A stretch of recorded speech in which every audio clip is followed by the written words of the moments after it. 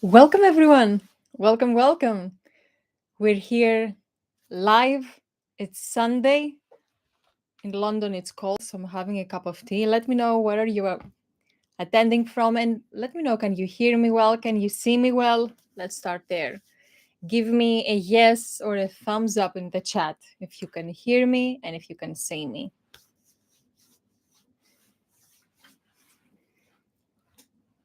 Because we have to make sure everything is working properly, right? Okay, I'm saying hello from France. Hello, hello, welcome. Great. Okay, great. It's working. So today, this lovely Sunday, we're going to talk about the three principles of the CBQ method that every happy ex-smoker has followed before quitting successfully. And of course, I'm here to also answer any other questions you have. Okay, I can hear you and see you. Good afternoon from Virginia. I'm seeing the yeses. Okay, I know it takes a little bit of time to see your comments. I'm seeing your hearts, your waves. So everything is great. So the three principles, the three paradigm shifts, the three very important foundations that every happy ex-smoker followed before quitting successfully. Now, how do I know? Why can I tell you this? Well, I have been helping smokers for the last decade break free from nicotine, and I was a smoker as well. The journey started for me over a decade ago when I was a cigarette addicted psychologist, and every day I felt this horrible guilt and inner conflict. And I was telling myself almost every day, how can you really help other people when you cannot even help yourself? Have you ever felt that, like that guilt, that conflict? But I couldn't. I was addicted and I tried every method, every approach to quit, and nothing worked for me. And that's how I embarked on this journey. And I decided to use my background in psychology to find out the science of actually changing our habits and our addictions in a permanent way and in an easy way. Because when it's hard, it doesn't last. And nobody is looking forward to doing something that will feel hard, that is going to feel horrible, that they're going to feel like someone else, and they're going to be angry and irritated and anxious and depressed, right? Nobody wants that. People want to be healthy. We want to be healthy, but we don't want to suffer. So, finding quitting smoking easy, doable, enjoyable. This is what the CBQ method is. And my journey and my mission in life is all about helping people live healthier and happier lives. So, over the last decade, I have helped thousands and thousands of smokers break free. And that's how I developed the CBQ method.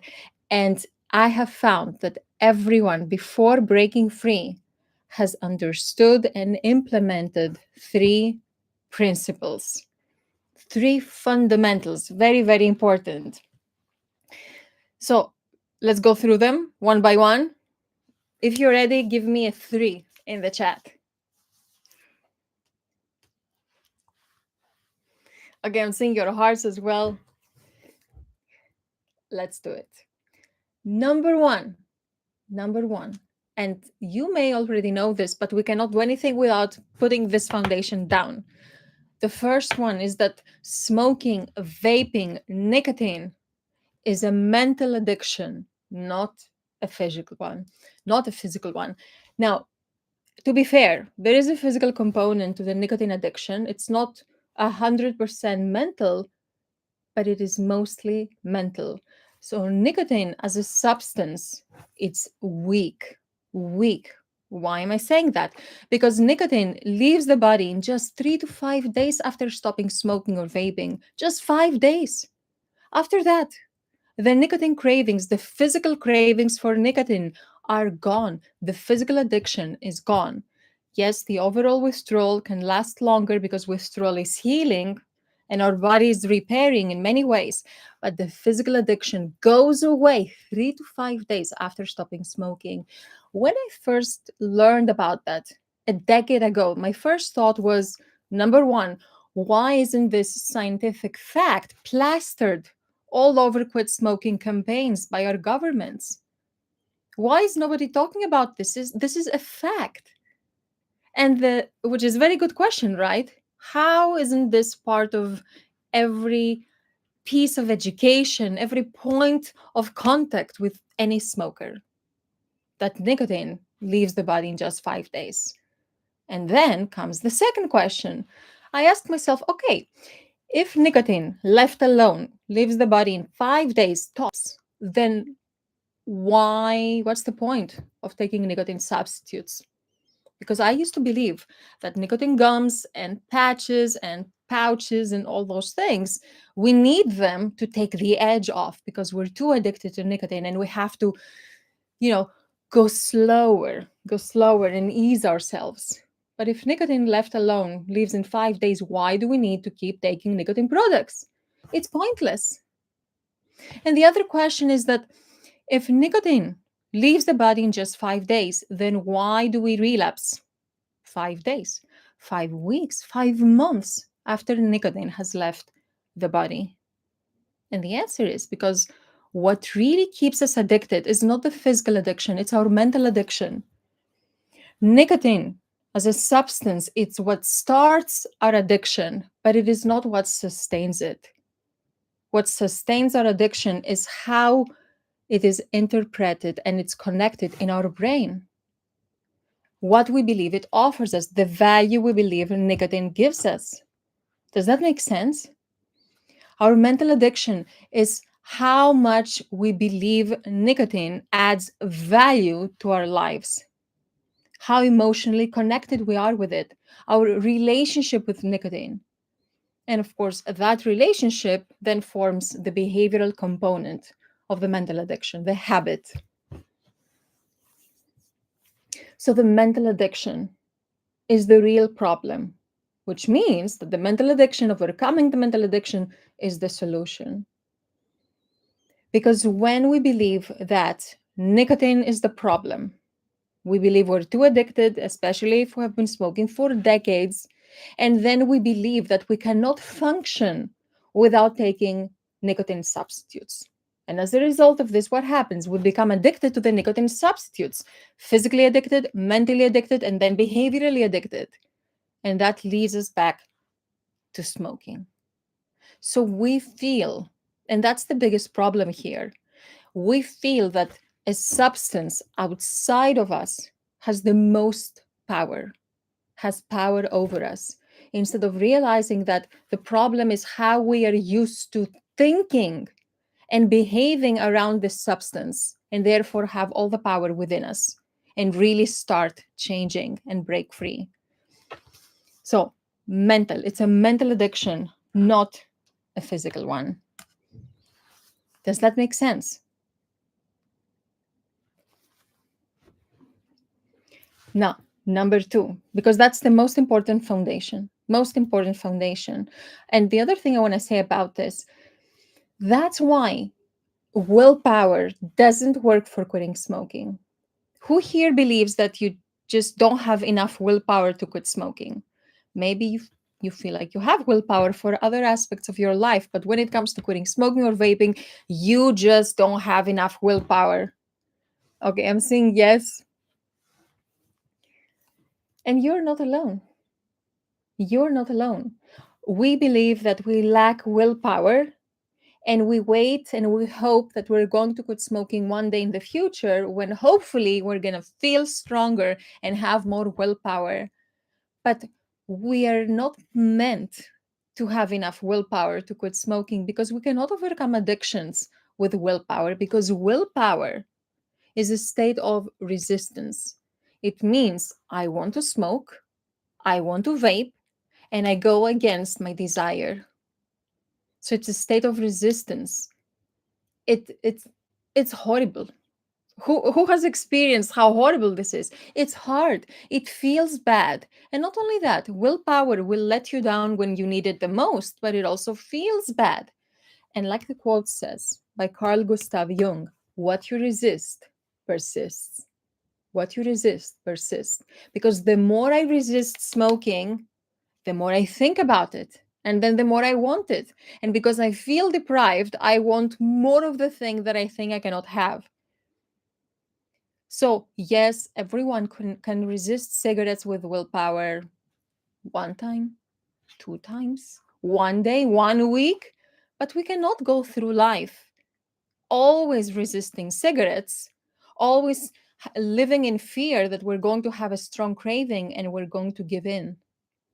Because eventually, when we go about it like that, eventually something will happen in our lives because that's life. And in that moment, we will just not have enough mental energy to focus to deal with whatever it is that happened in our lives and allocate energy towards resisting cigarettes. So we're going to relapse. So not only this ends in failure, eventually, it feels bad. We are not meant to overcome addictions with willpower. Willpower is a great trait. I'm not saying it's all bad or it's pointless or anything like that. It's a phenomenal trait. But willpower is good to get us started on something. Like if I want to go to the gym, willpower is great to get me to take the first step and put on my shoes. But I cannot become healthy and fit on willpower alone. At some point along the journey, a shift happens where I want to do it, where it feels easy. And that shift is what I call mind power. So instead of going about life resisting cigarettes with willpower, we have to use our mind power and stop wanting to smoke. Remove the problem, the desire. So instead of resisting the desire, we want to not have the desire. Does that make sense? That's the key to quitting smoking easily. Yeah, I'm seeing your comment. I have experienced it. It is part of how the mind works. And the beautiful thing happens when we apply it to quitting smoking as well. So we don't have to use willpower. It actually makes things harder. We have to remove the desire. And the way we remove the desire, and then I'm going to go to number two, principle number two. The way we remove the desire is not by getting more information. It is not by brainwashing and guilting ourselves into changing. Like, who has tried that? I'm going to just threaten myself and tell myself all the horrible things that will happen to me if I keep on smoking or vaping. And maybe this works for a second, but then what happens? We smoke the cigarette and we feel guilty. And we feel bad, and then we smoke another cigarette because we felt bad before, and we are in the same cycle. Because we cannot shame and guilt ourselves into transformation. We cannot. The only way this happens is by changing our associations, changing our relationship with nicotine. And that's what the CBQ method does. It's about removing the root of the problem, not the surface. Changing the dressing window is about removing the root of the problem. So that's number one. It's a mental addiction. So what do we need to overcome to quit smoking? The what addiction? Physical or mental? Mental. That's the key. That's the key. No matter what anyone tells you, that's the key. And if you're hearing this, that's why I spent a little bit of time to expand on this. If you're hearing this, then you already know this to be true. From your own experience, of what keeps you going back to smoking. It's the habit, it's the emotions, the associations. It's not the physical addiction. It's the story we tell ourselves about what will happen if we don't feed the addiction. And that's the mental component. So it's the mental story. And of course, it's the automatic habit. And the only way to break the automatic habit is by first changing the mental story, not the other way around. Let me see your comments. I've been smoking tobacco and I cannot breathe, but I still cannot stop. My heart is telling me to quit, but my addiction is too strong. Thank you for sharing that. And you are not alone. You are not alone. This is what happens to so many smokers, and this only increases the guilt. We need to quit. We want to quit. We need to quit. But somehow we cannot do it. And then we feel I am too addicted. I have an addictive personality. I am flawed. I am weak. Something is wrong with me. Maybe I don't really want to quit, because if I really wanted to, I would be more motivated and I would have done it. But none of this is true. What's true is that we just don't overcome the mental addiction. We try to stop the smoking behavior with willpower, with distractions, with books. We just try to stop the smoking behavior, but in our mind, this is very important to understand here, but in our mind, we continue to think and feel and operate as a smoker.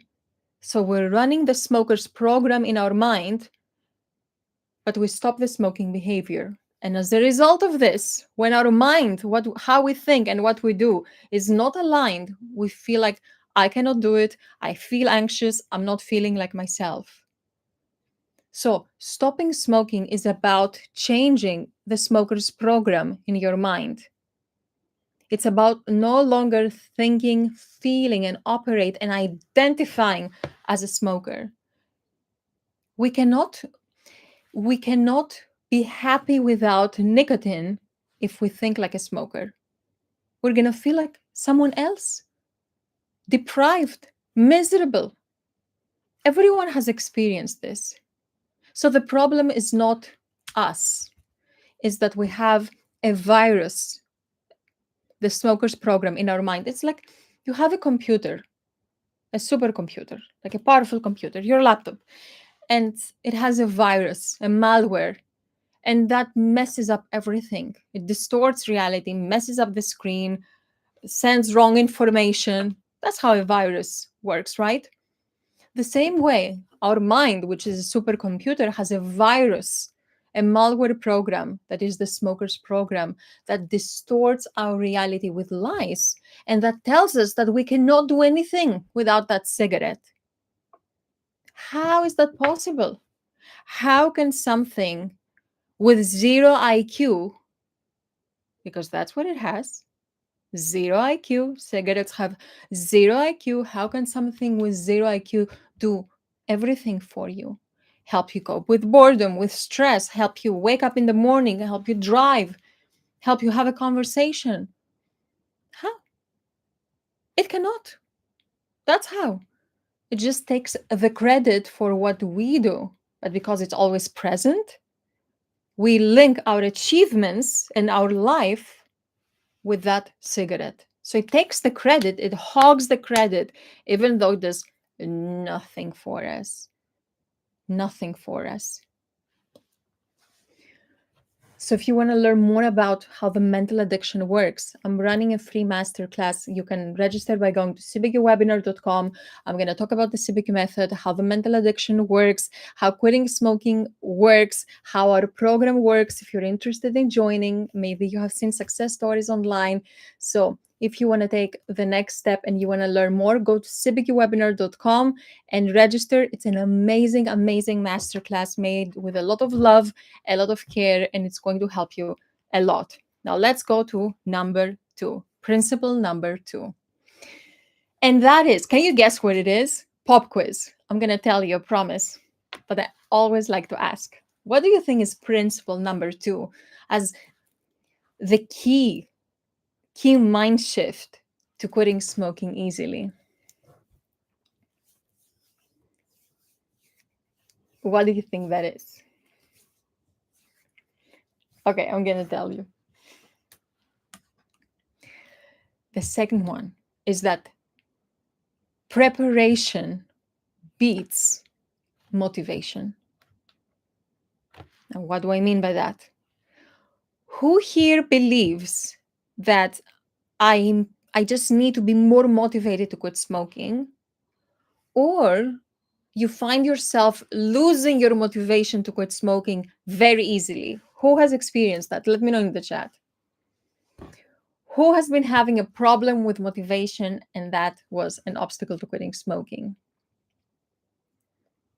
Okay, I'm seeing the comment, don't want to smoke nicotine, don't want to smoke nicotine free for about 3 months after 50 years. That's amazing. Congratulations. So that is the power of overcoming the mental addiction. So preparation beats motivation. When I was a smoker, this was happening to me all the time. And tell me if you can relate to this. I was telling myself I'm going to quit smoking when I feel more motivated. And I was throwing away my pack of cigarettes when my motivation was high, when it was a Monday, when the pack had finished, when I woke up with a throat like a sandpaper, when I had a chest pain and I thought I was having a heart attack. So my health anxiety was high and I was throwing away my pack of cigarettes and I was telling myself, okay, you're going to quit smoking. So I was quitting smoking when my motivation was high. But when my motivation eventually went low, what happened, you think? I relapsed. And all the reasons that made me quit when my motivation was peaking were dwarfed the moment I was having a craving. Now, why does this happen? Because motivation is great, but it is an unreliable, fickle force. It runs out. Motivation is not something we have and then it stays with us. Motivation has ups and downs. It's like what I tell our members about motivation in our program. It's like putting fuel in your car. Do you put fuel in your car once and it goes on forever? The car runs forever? No, you have to refuel your car. So motivation works exactly the same way.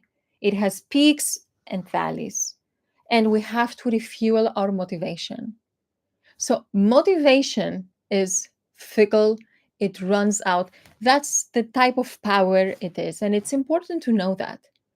So if we rely on our motivation to quit smoking, then we're always going to find ourselves relying on something that's completely unsustainable and unreliable.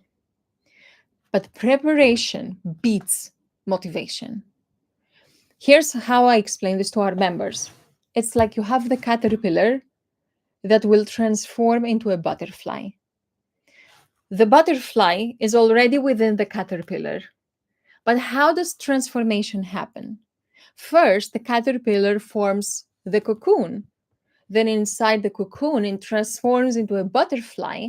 Then it comes out of the cocoon. When it comes out, it's already a butterfly. And then it goes on and flies. Now, the moment it comes out of the cocoon is the visible moment of change. But the transformation into a butterfly happened when? Before that moment. Now, why am I telling you this? Because transformation in nature and personal transformation happens the same way. When it comes to quitting smoking or vaping, our quit date is the visible moment of change. But the transformation happens before. And what happens before our quit date, that is the preparation.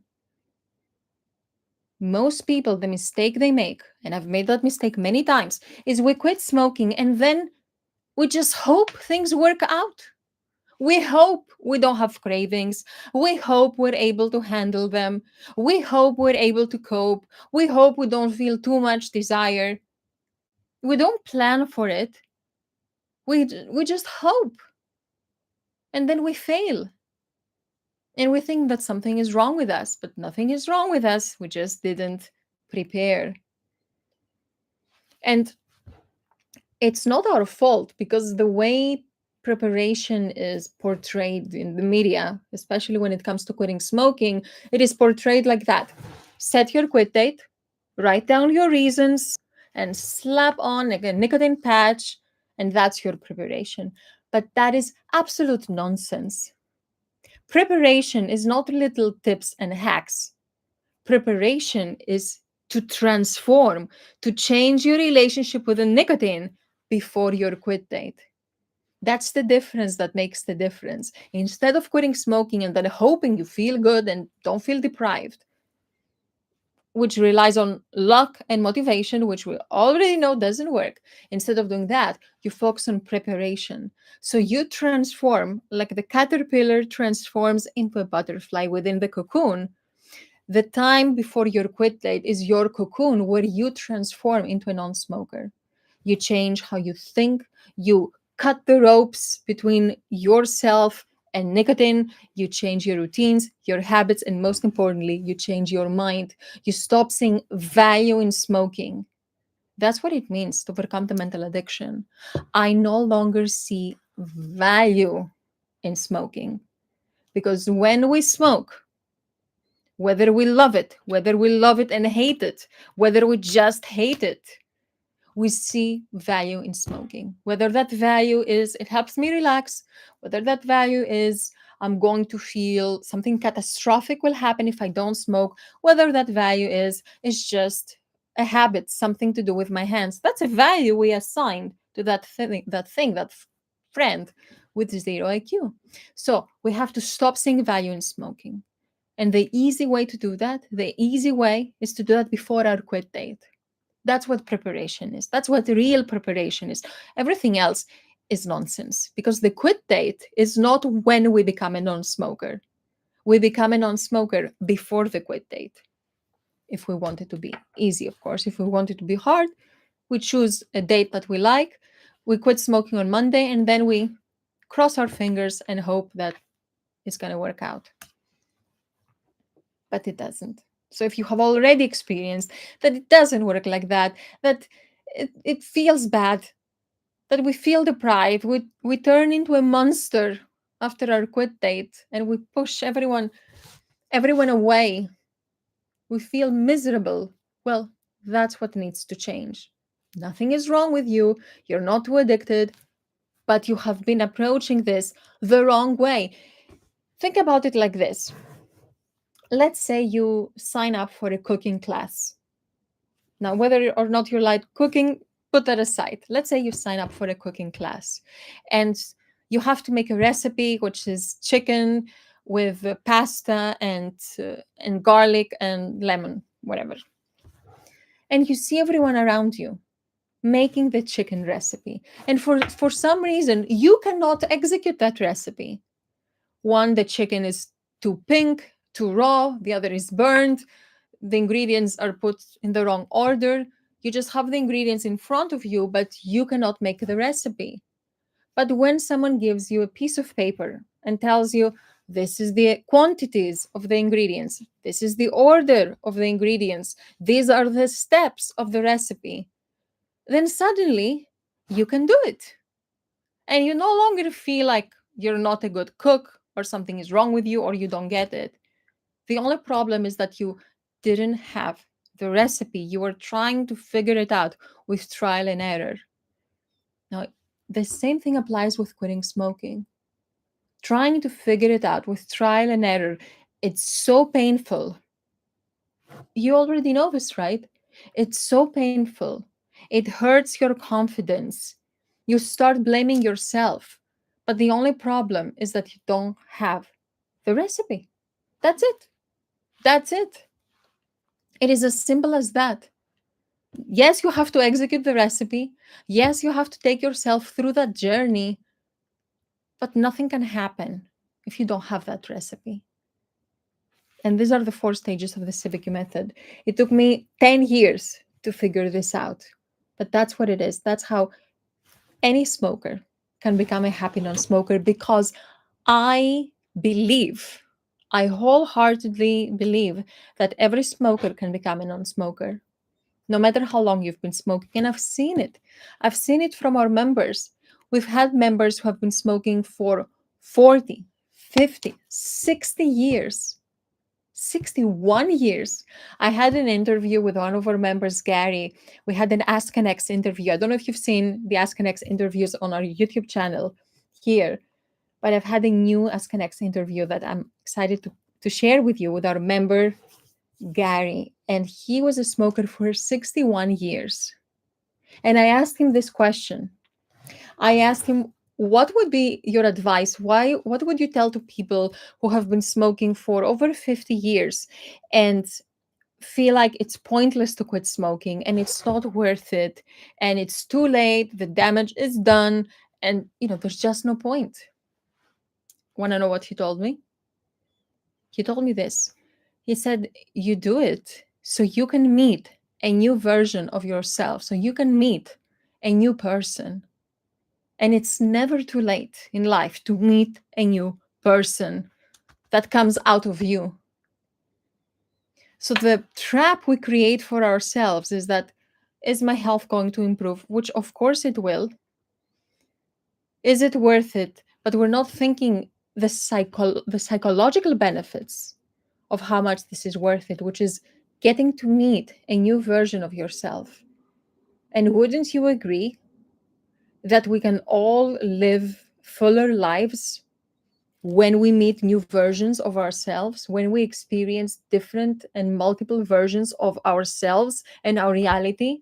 Isn't that more interesting than always being trapped by who we think we are, a smoker who cannot quit? Why not try something else?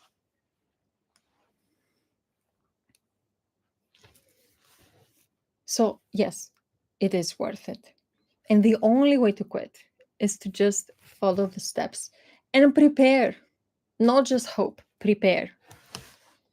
Let me read some comments and then I'm going to go to principle number 3. Let me read. Okay. Hello to Canada, Alberta, Canada. Yes, thank you for the takeaways. Yes, lose motivation after a few days, and now you know why. I'm addicted for 30 years. I've tried many times with failure. I want to quit. I moved to vape. I smoke less, but I don't like that I'm still doing it. And you are not alone. The fact that you want to quit, this is the most important thing. The way I want you to think about it is to aim for freedom, because we go mentally and physically, we go where we look. I had a friend and she told me that she was big on kayaking and she was taking part in competitions. So there was like her thing. She was amazing at it. And one day she told me something that I never forgot. She said, you go where you look. For example, when you're in the kayak and you start looking on your right, automatically you will start rowing on your right. So you go where you look. If you then turn and look straight, you're going to automatically start rowing straight. So we go where we look. And psychologically, the same thing applies. If my goal is I just want to smoke less, that's exactly what I'm going to execute on. If my goal is I hope I can last without cigarettes, then that's what I will execute on. Just lasting for a certain period of time without cigarettes. But if my goal is I want freedom, then I'm going to start thinking differently and taking different steps to execute towards that goal. So that should be, it all starts there. What is your goal? When you think about not smoking, not vaping, what exactly are you hoping? And not what you would like, but what mental pictures and representations are you creating in your mind? What are you really wanting? Is it to just last, wake up one day not want it, smoke less, or you are aiming for total mental freedom? Because that's the first step, and the rest is like we were talking about. Follow the recipe, focus on preparation so you can overcome the mental addiction and quit. But it all starts with what intention you're putting in your mind. That can be very powerful. And definitely, if you feel stuck, if you don't know what is the next step, make sure you attend my free masterclass, because I explain exactly how quitting smoking works. It's going to help you a lot. Let me read more comments.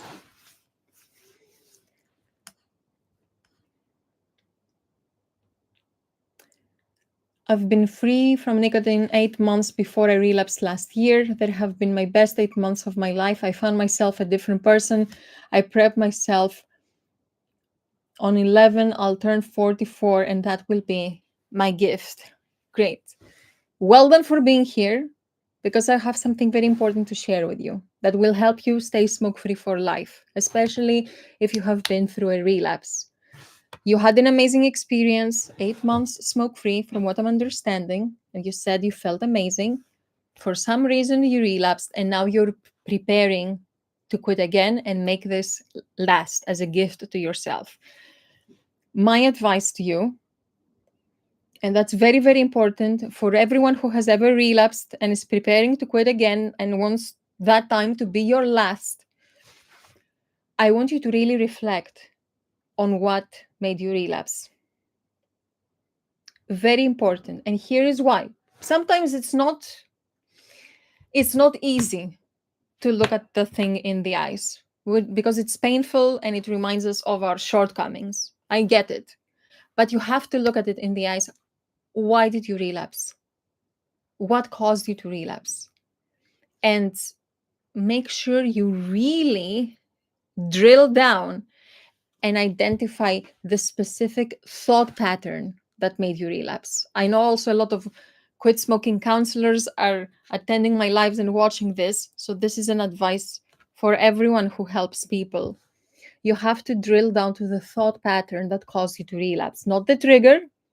Oh, it was stress. What specifically did your craving mind tell you that was so convincing that made you stop a success of 8 months and pick up a cigarette? Because unless you identify that thought pattern, number one, you're going to feel powerless and worry it may happen again and take over, or you will just not know how to prepare better. So you will succeed this time for good. So you have to drill it down. So it cannot be, I am a failure. Like, don't identify with a setback.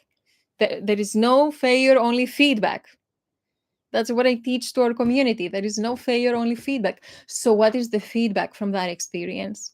You have to extract the lesson so that you will not anymore feel the burden of that relapse and really learn something valuable from your own experience that will actually help you moving forward, help you have freedom.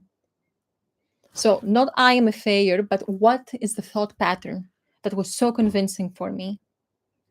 And not, oh, it was that trigger that happened, because that trigger may happen again. And triggers are not what makes us smoke. What makes us smoke is what I call our mental cravings, our craving thoughts. So we have to be very clear on that. And that's why in the CBQ program, we become very meticulous about recognizing our craving thoughts, because we cannot change what we're not aware of. So we have to know exactly what are the thought patterns. Even if we feel like I don't I don't have any thoughts, I just smoke. No, the thoughts are there. Maybe we're not aware of them because the habit has pushed them in the subconscious part of our mind, but with a bit of attention and awareness, we can bring them to the forefront of our mind. We don't need hypnosis or anything like that. We just need mindfulness and awareness, and then we can change them.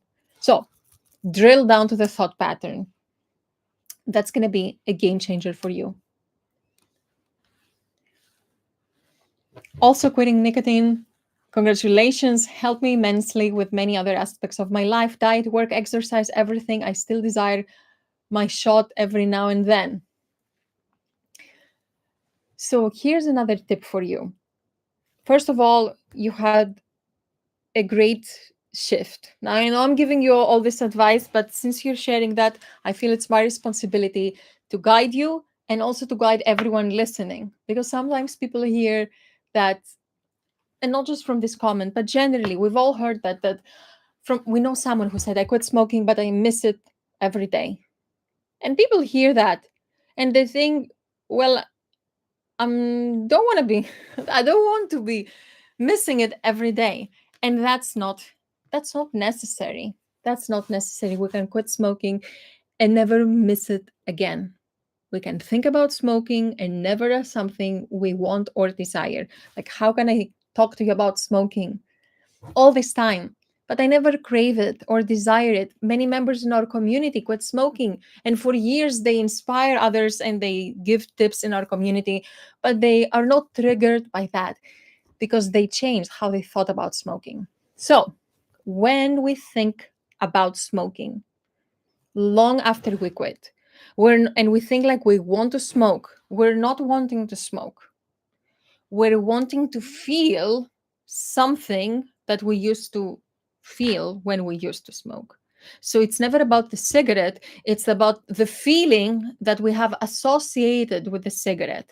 I know I'm teaching you advanced stuff now, but that's really important. This is what I teach to our members in our weekly Q&A calls for our program. We never want a cigarette. We want what we think it will give us: relief, comfort. It's different every time. So we have to recognize that. And just realizing that it's not the cigarette we want, especially months after quitting. We want to feel a certain way. Automatically, it puts the power back into our mind and our hands. Is that helpful? Will someone let me know if this is helpful? Because this is so important.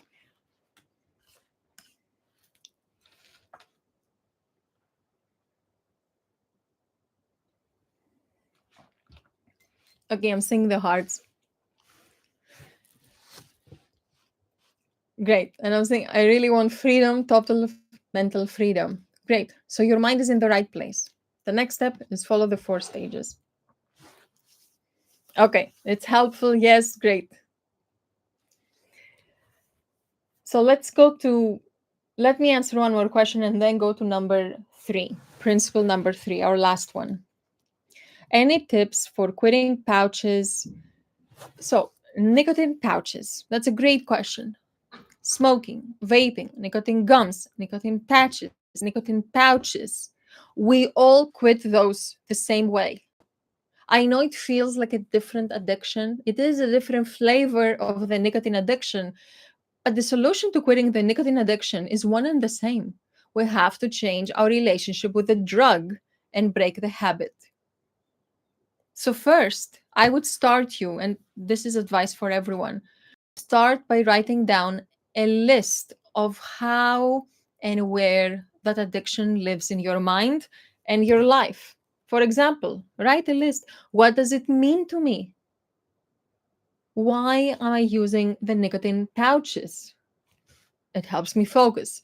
It's a habit. I I need it to take a break. I do it when I'm stressed. I cannot enjoy X thing without it. What value does it add to your life? That's one. A second column, write down what do you fear will happen if you don't use nicotine pouches anymore. I'm going to be stressed. I'm not going to be able to focus. I'm not going to be social. Whatever it is for you. So once you have those lists down, you will know a very important fact, which is where exactly the mental addiction and the behavioral addiction lives in your life. And now you have a map that tells you exactly which areas, which knots you need to untie so you can break free. And then you have to follow the 4 stages of change. Make a decision. Stage 1 is to get ready, activate your readiness, because readiness is a psychological state. It's not a moment in time. We all say, I want to quit smoking, and I talk about this more on our masterclass.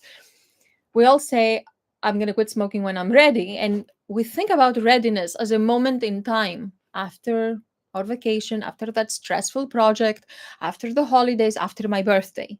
But readiness is not a moment in time. It's a shift in our perception. So first, we have to access the psychological state of readiness. Not I just wanted, I would like it to quit nicotine pouches smoking. Not I would like to quit, but access the state of readiness, which is a step further. The fact that you're here, all listening, engaging, it's a big thing. So there is desire there, there is interest, but readiness is a step further, and it's very important. And it's something you can create because we've all had experiences in our lives where we wanted to do something and we stepped up and did it. Something that once felt impossible, but we did it. What happened there? It wasn't the right time. We just accessed a psychological state of readiness. And then reflecting back to that event, we think, oh, probably I was ready.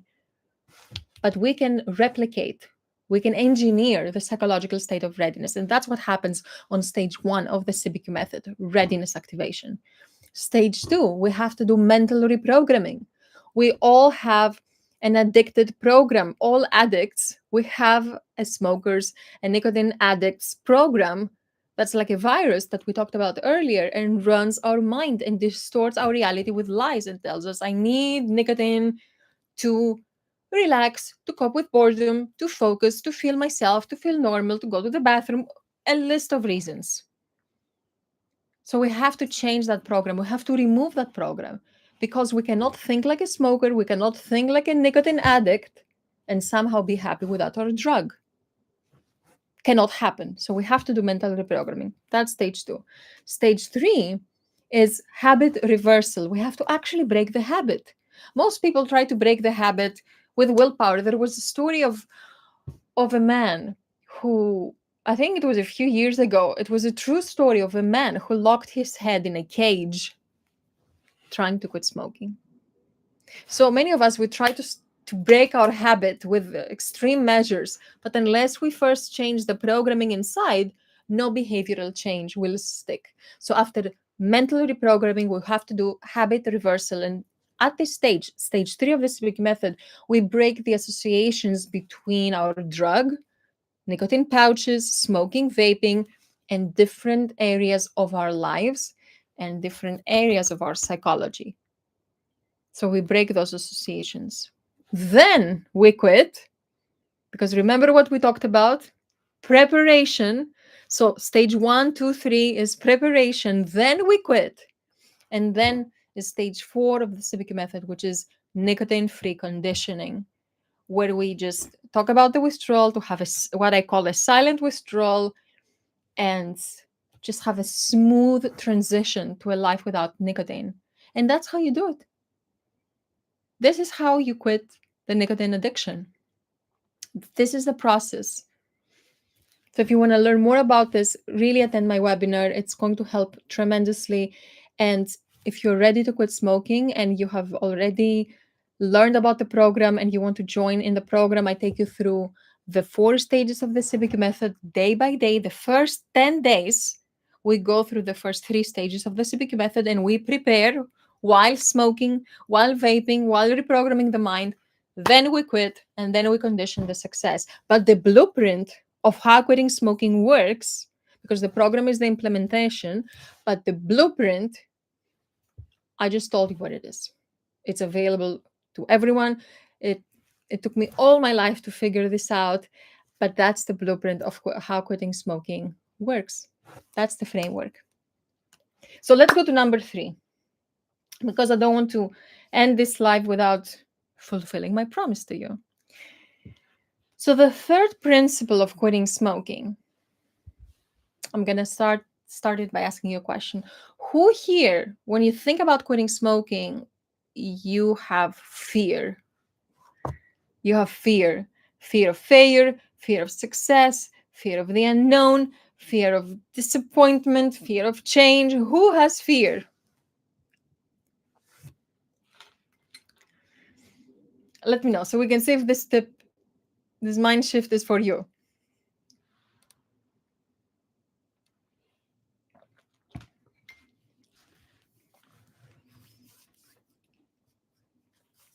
Fear of quitting smoking. Well, thank you for being honest, because we all have fear. Fear is a big thing. We have fear of failure. We have fear of success. Fear of failure says, I'm going to fail, therefore it's pointless to try. And then failure becomes a self-fulfilling prophecy. Fear of success says, okay, but what if I succeed and then my life is different and I don't like that different?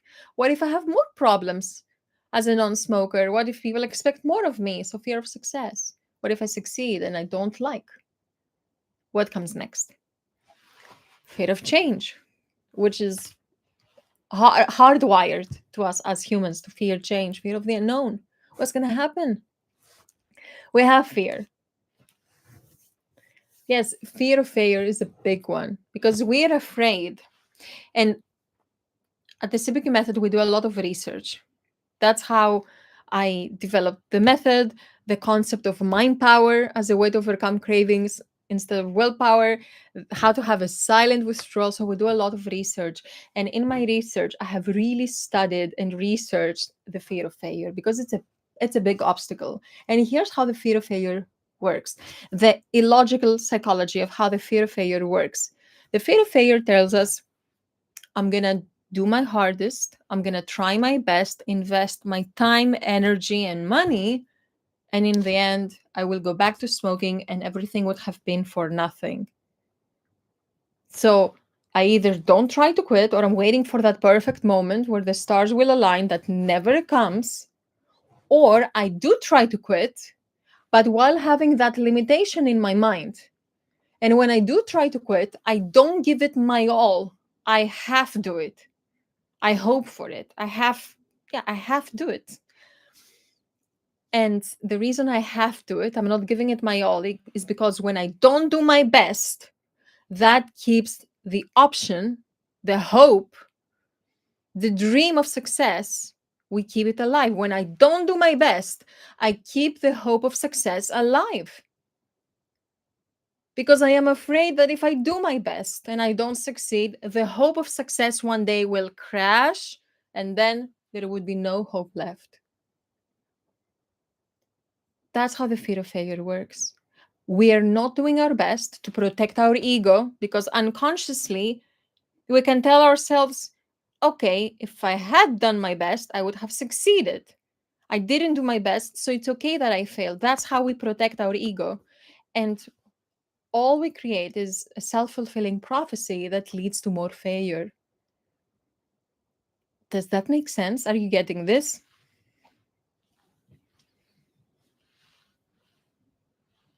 And it's only when I do my best, and we know when we do our best. We know when we do our best.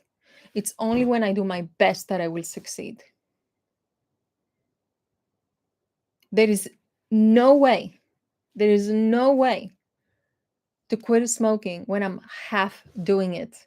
And there is a difference between half doing it and not being perfect.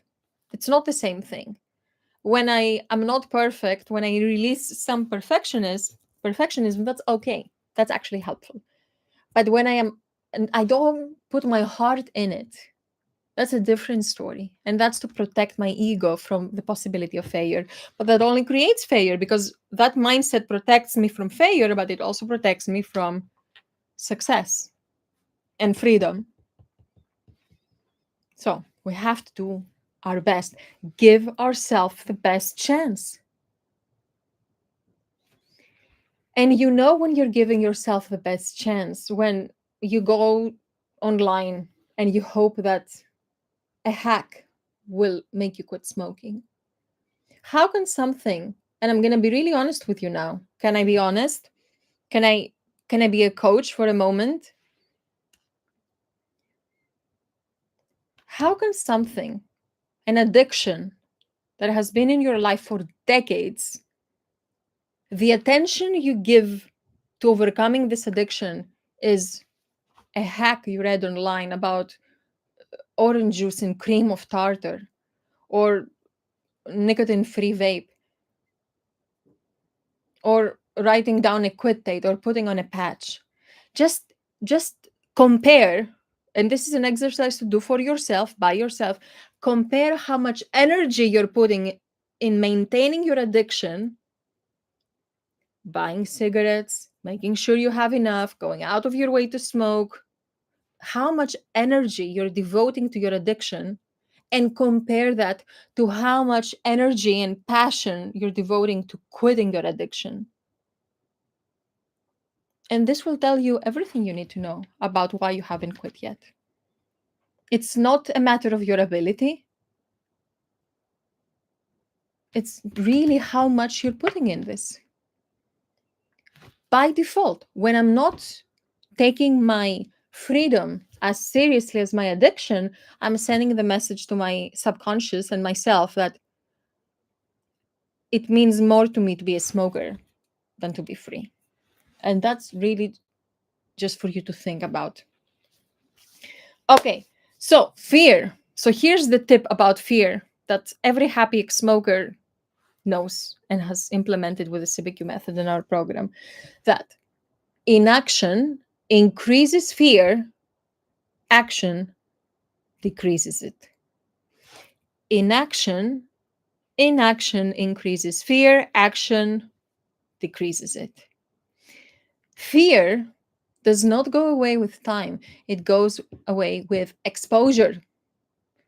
Like every time I procrastinate to do something and my fear increases, I remind myself that the cold water does not get any warmer if you jump in late.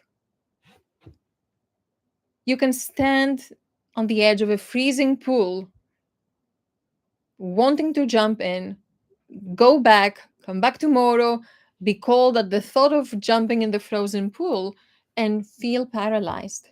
And that only increases the fear. So our fear is high before we take action, and it's the highest right before we take action, and it starts decreasing the more we take action. So if you're finding yourself terrified of quitting smoking, the answer is to take action. Whether that action is attend the masterclass, watch another video, write down, revisit the notes you took while listening to this live, take an action. And when you take a lot of the right actions in the right sequence, then you can take the big action, which is to actually quit smoking and be free. So every time you find yourself paralyzed by fear, the antidote is action. Yeah, any step. You cannot stay with your thoughts. You have to take an action because action decreases fear. And this is true on all layers. For example, let's say I think about quitting smoking. I think about quitting nicotine pouches or quitting vaping. And I'm just thinking about it and I'm staying with my fear. My fear will just increase the more I think about it. But when I take an action, which is I am going to watch a video, I'm going to comment, I'm going to be engaged on this chat, I'm going to pause for a moment and listen and give myself the opportunity to learn something, to carve 10 minutes for myself and my health. Taking any action decreases fear. So it works on the layer of dipping your toes into the water. And it also works on the important layer of actually quitting smoking. The fear of quitting smoking is the highest right before the quit date at the end of your preparation. But if you have prepared everything we talked about today, if you have prepared and you quit smoking, then the fear will start decreasing instantly after you quit.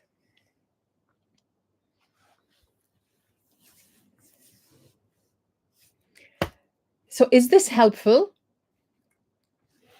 Let me read some comments and let me know if this was helpful.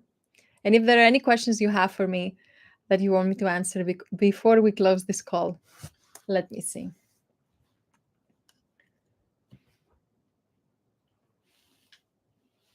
How do you handle these off guard cravings that are so strong and hit you out of nowhere? So, that's a great question. The answer is really what I gave you today is really the foundations. So, everything can be traced back on the highest level in the three principles we talked about today. The answer is preparation. Understanding your cravings, knowing how to handle cravings before your quit date. The mistake is when we quit smoking and then we just hope to not have off guard cravings, which of course will happen. Of course will happen. But it is through our preparation that we know how to handle them and how we can see them not as cravings, but as just thoughts and dismiss them in a second. So it's the key is in the preparation. It's not in the moment that the craving hits. I'm going to say this because our members also find it very, very helpful, and I want to share it with you as well. I have seen over the years that people are so excited about craving techniques, and they think that if I do enough techniques, I'm going to quit smoking. And then they realize that sooner or later, they get disappointed. A technique doesn't work. And here is why. It's like building a house. And before you build the floor of the house, you're trying to put the windows. The windows are very important, but without the foundation, the floors, they will have nothing to lean on and they will crumble. Same way, craving techniques and hacks are like the windows of quitting smoking. The foundation is overcoming your mental addiction.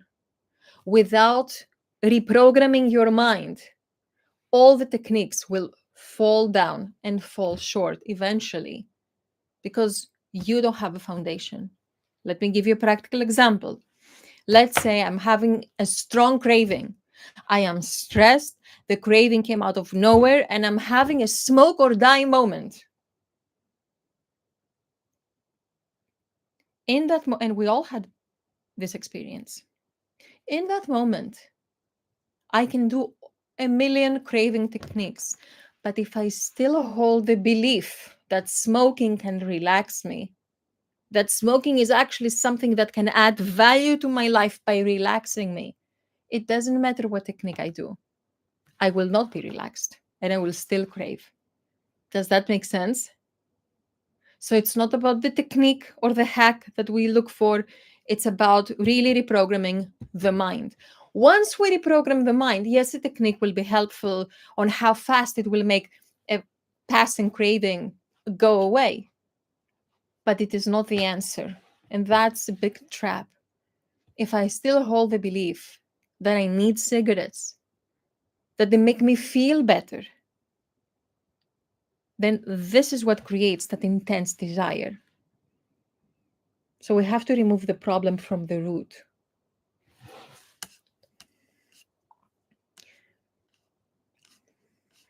Okay, great. I'm seeing your comments make sense.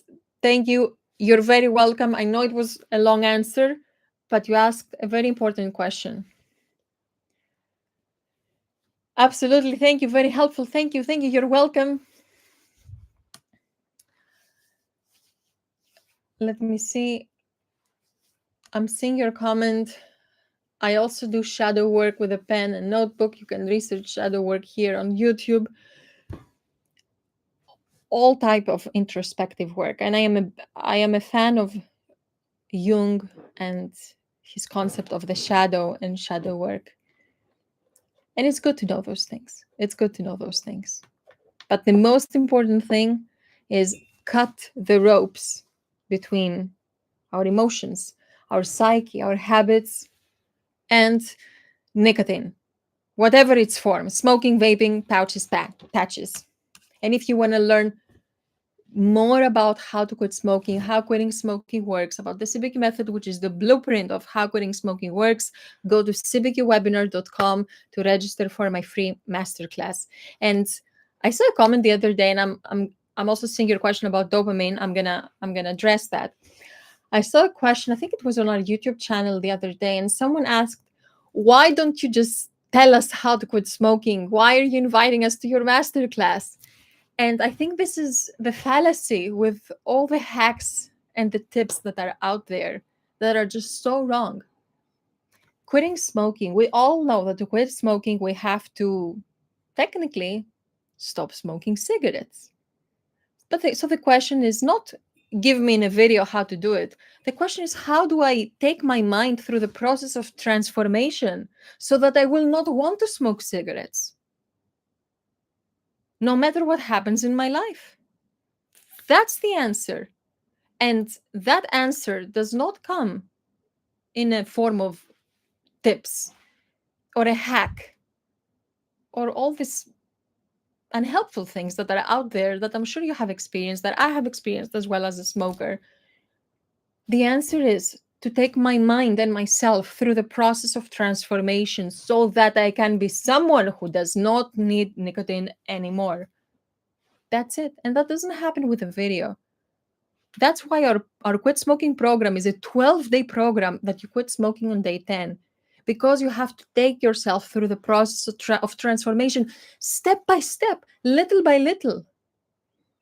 And in the webinar, the masterclass, I'm sharing what is the framework of how quitting smoking works and what are the 3 quit smoking secrets that big tobacco doesn't want smokers to know.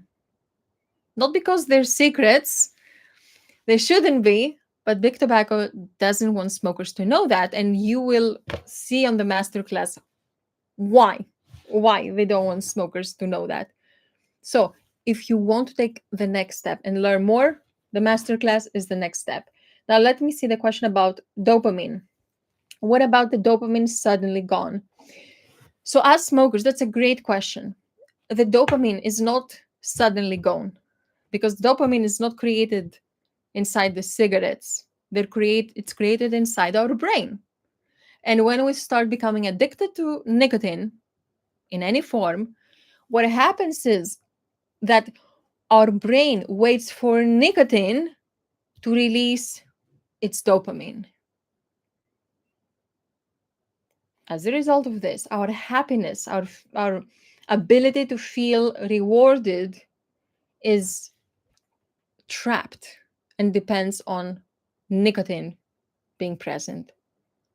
So we think that nicotine makes us release dopamine.